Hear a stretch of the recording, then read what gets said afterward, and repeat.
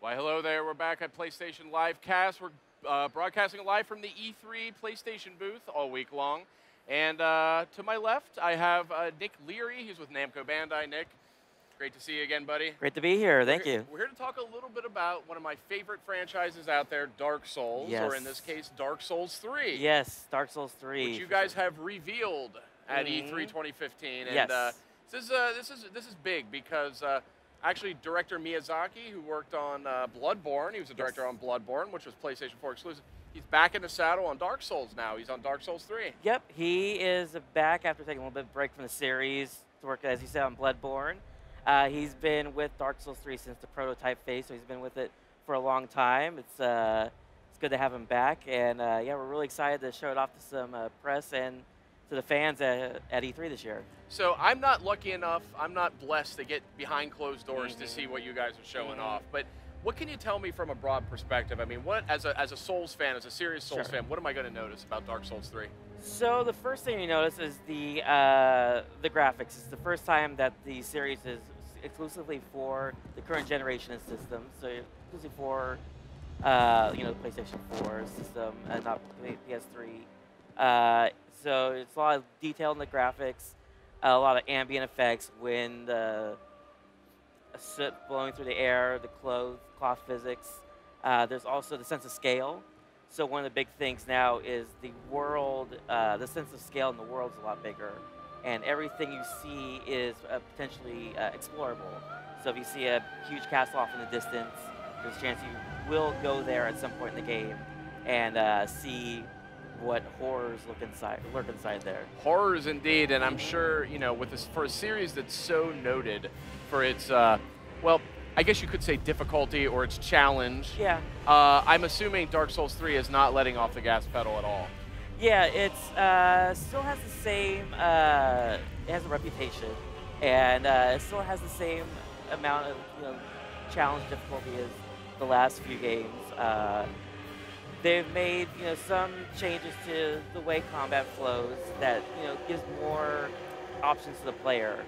So the difficulty is still there, but you have more opportunities to kind of overcome things in the way you want to overcome them. Now, you were talking backstage about this, and you were saying that the like a player could hold a weapon sort of in different stances and things like that. Yeah, so we're showing off for press something we're calling sword fighting actions.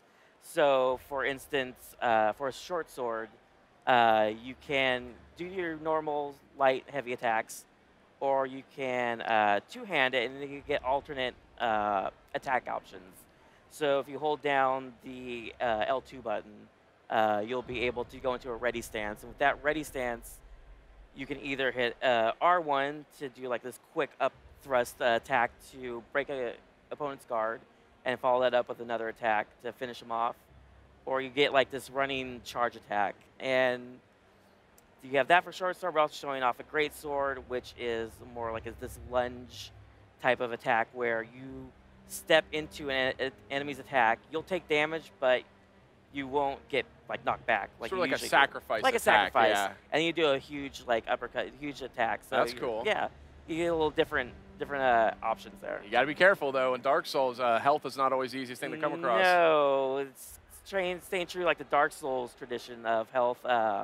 You still have Estus flasks, and you need to manage that extremely carefully because there's not a lot of bonfires around. So you need to weigh your options appropriately. Right. Yep. So let's talk a little bit about the look of the world. I mean, the trailer you guys have revealed looks spectacular. Very atmospheric as always, and now you have PS4. You can really lend that graphical sort of power to it. But from a universe perspective, is this sort of set in the same world as the last Dark Souls games, or is this kind of its own beast? I believe the Dark Souls series is always sort of set in the same world.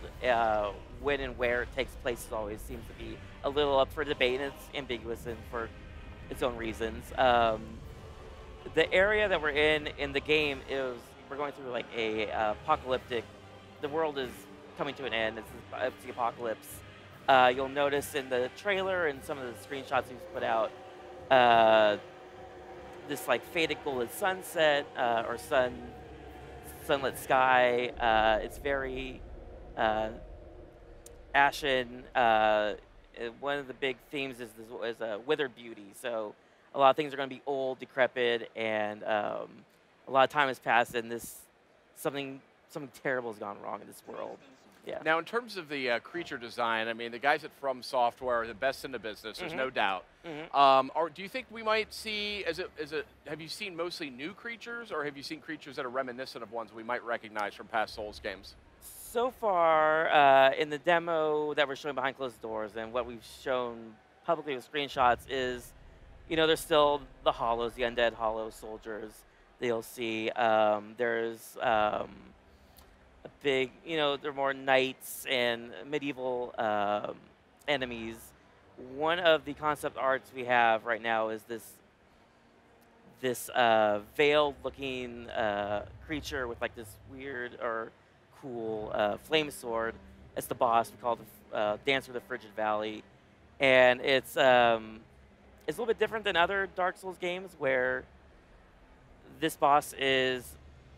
It moves kind of more like a dancer. It kind of like dances around the battlefield as you battle it. Once you get down to a certain percentage in its hit points, it'll take out another sword. It'll change up its attacks, and that flame sword is doing damage to the room around it. So as you're fighting, as the battle progresses, the room is catching on fire. And it's really dynamic, and it's really cool. It's something. Ooh, sounds exciting. Yeah, it's something I really haven't seen in Dark Souls before, and it's really cool. Very good. Okay, well, we're just about out of time. Nick, thanks for coming by, giving us a quick look at Dark Souls 3 coming out for PS4. Do we have a release time frame? Yeah, we have early 2016. Well, good. I won't have too long to wait. I'm going to be playing that one, that's for sure.